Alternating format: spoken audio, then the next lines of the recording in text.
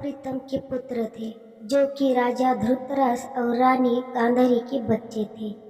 गांधारी के शाप के कारण धृतराष्ट्र को अंधा होने को दोष था, इसलिए वह दुर्बुद्धि और अधर्मी थे। जब गांधारी ने जाना कि उसने पति धृतराष्ट्र को अंधापन का दोष है, तो उन्होंने एक साथ 100 पुत्रों को पैदा किया। इनमें से प्रथम 99 पुत्र धृतराष्ट्र के पुत्र थे और इन्हें कौरव कहा गया। परंतु गांधारी ने बालक का पैदा होने के बाद उसे देखने में हिचकिचाहट महसूस की और उन्होंने उसे एक बिंदु में रखा था ताकि उसे धृतराष्ट्र को देखने का दुख न आए। इस पुत्र को दुर्योधन कहा गया और वह महाभारत का एक प्रमुख चरित्र बना। इस प्रकार कौरव भी अपने मूल नाम के साथ साथ उनके पैदा होने परिस्थितियों के कारण प्रसिद्ध हुए थे और इन्हें महाभारत के महत्वपूर्ण पात्रों में से एक माना जाता है। आप सभी को ये सुनकर आश्चर्य होता होगा कि एक माँ ही 101 संतान कैसे हो सकती है। माता गांधारी एवं धृतराष्ट्र की 101 संतानें थी, जिन्हें महाभारत काल में कौरव कहा जाता है। जाने इसके पीछे का पूरा रहस्य। से पैदा हुए 102 कौरव। गांधारी, जो कि गंधर्व नरेश की पुत्री थी, एक शिव भक्त गांधारी ने अपने बाल्यकाल से ही शिव भक्ति में अपने मन को लगा लिया था, जिसके फलस्वरूप भगवान शिव ने उन्हें 100 पुत्र का वरदान दिया। गांधारी का विवाह विचित्रवीर्य पुत्र धृतराष्ट्र से किया, जो कि जन्म से ही नेत्रहीन थे।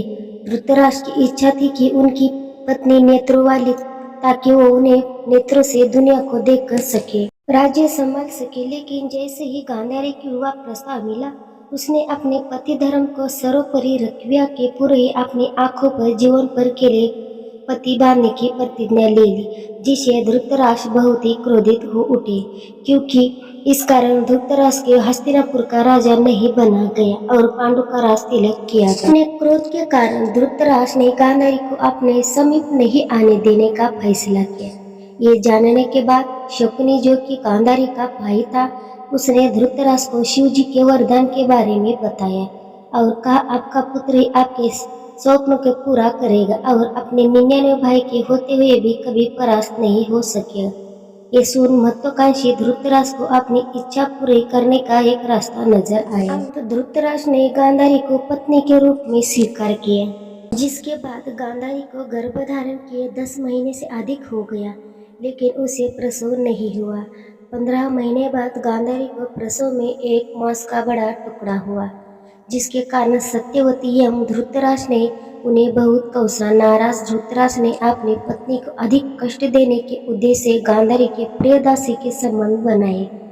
उसी वक्त महर्षि वेदव्यास हस्तिनापुर पहुंचे और उन्हें बताया कि किसी स्त्री की गर्भ से 100 पुत्र का जन्म होना मुमकिन है, लेकिन शिव का वरदान व्यर्थ नहीं होता। अंत यह मांस का टुकड़ा नहीं, बल्कि इसमें गांधारी 101 संतानों की बीज है। गांधारी ने वरदान में भगवान से एक पुत्री की भी कामना की थी।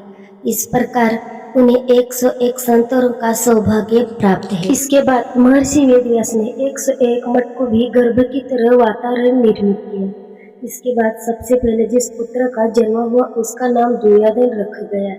इसके बाद दासी को भी पुत्री की प्राप्ति हुई।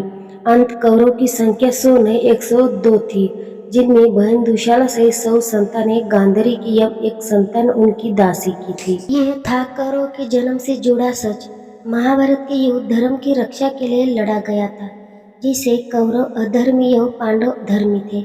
इस महाभारत के रचयिता महर्षि वेदव्यास थे। उनके बोलने पर महाभारत को स्वयं गणपति जी ने लिखा था। एवं इस महाभारत के सूत्रधार स्वयं श्री कृष्ण थे, जिन्होंने धर्म की इस लड़ाई में पांडवों का मार्गदर्शन किया था।